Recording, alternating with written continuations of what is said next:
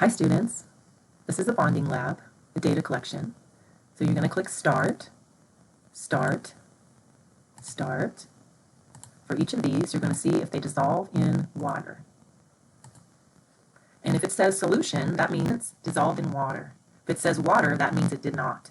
So we have a yes for the starch, no, no, yes, yes, yes, and yes.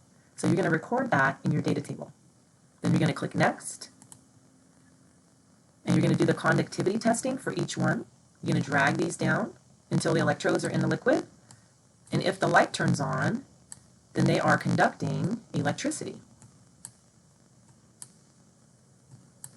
So you notice 3 of them are conductors. So record that. Remember what that means. It means they have ions in them that can move around.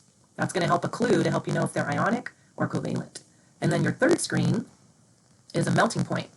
So when you're ready here, you're going to turn on the on switch. And then when they melt, you're going to click the pause button for each one. So watch melt. The first one to melt should be the paraffin wax. So I'm going to watch the paraffin wax and see when it melts.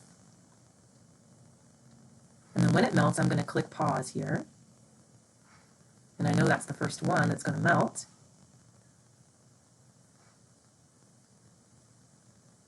Okay, there it goes. It's melting. So I'm going to click pause. That way I know what temperature it melted at.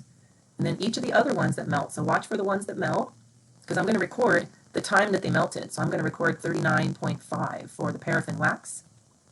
You're going to find that 4 of them melt and 3 do not. So once you get the 4 that melt, you'll be done with this part. There goes the second one, starch. So I'm going to click pause. I'm waiting for 2 more. There goes copper nitrate. There should be 1 more that's going to melt. And I'm recording the time that they melt at. And it looks like sucrose is melting next. So now I have 4 melted.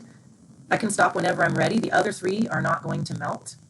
So it doesn't matter how long you wait. So once you get those recorded, you can go ahead and click stop and turn it off, but it will reset.